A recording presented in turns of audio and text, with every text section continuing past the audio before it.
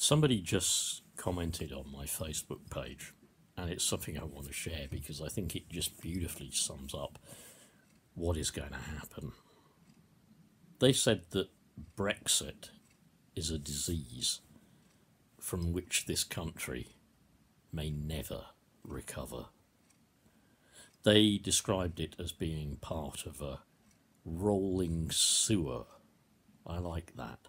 A rolling sewer of nationalism, patriotism, and racism. It is a disease from which we won't recover. Yeah.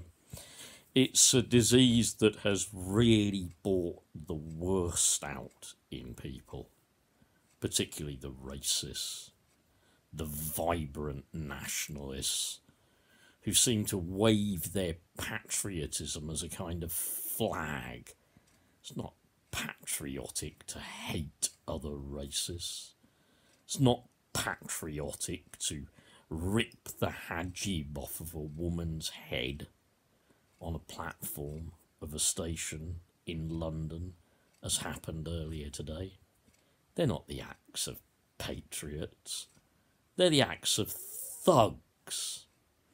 They're the same kind of acts, and people look in the same way and stand back in the same way that they would have stood back in the same way when Orthodox Jewish men in the time of the Nazis, with their special kind of hats on and the ringlet curls that they have as part of their beards and their hair, yeah? The same kind of standing back and doing nothing happened then when SS brown shirts got their bayonets or scissors and cut the ringlets off, or forced them to eat pork or something like that. The same kind of stand back. Nothing to do with me. No, nothing to do with me. No. I don't want to get involved. No. If I get involved, they might start on me. Yeah? It's not what this country should have ever been about. When people, our parents, our grandparents, fought in World War II, do you honestly think that they fought to defend a country that now embraces and celebrates fascism? Do you know, if you've ever listened to Vera Lynn, I know she's a bit old and she may or may not be alive, I don't know. There'll be bluebirds over the white cliffs of Dover. Famous song. Yeah, everyone's always going on about Dover, and you've got the old Nigel Farage putting the escalator up the cliffs of Dover. The escalator, that's fart argue for you, yeah. But if you listen to the lyrics in that song, there'll be bluebirds over to the white cliffs of Dover tomorrow, just you wait and see. There'll be love and laughter and peace ever after tomorrow when the world is free.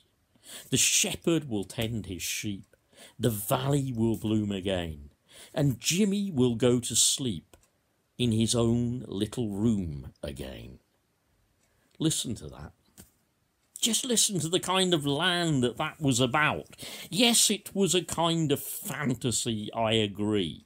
Yes, it was there to cheer people up, but listen to what it is about. It's about a happy land, a free land, a land in which children can grow up free, that they can arise to meet a new day in their own little room. They can see the sun. They can watch the flowers bloom. They can run around free and play. They can be with their parents. They can be loved. They can be nourished. They can be fed. They can be helped. They can be educated. How many children now are sleeping on bed and breakfast floors while all this goes on about Brexit? How many teachers are still standing outside their schools with collecting buckets to get money to buy books, while racist Brexit knocks everything else off the agenda. The point is, this country has degenerated, especially through the people pressing for Brexit and the far right, and elements within the Conservative Party, and elements certainly within majorly UKIP. Far right, racist politics, a culture of hostility towards anybody who isn't white British, developed, proposed and put forwards by the Tory party. That's what Brexit has done. It has brought out the worst in people, the very things our forebears, our parents and grandparents fought to defend. Democracy, now ignored. The will of Parliament, now ignored. A dictator in charge, Mrs. May and all who succeed her. People deprived of help, the social safety net cut away from under them when they fall sick, unable to work, when they're disabled, virtually until the time they die. And why? To fund the rich. And all this being done and going through, while the only thing in the centre of everything is Brexit. And now the blame happens. But, yeah,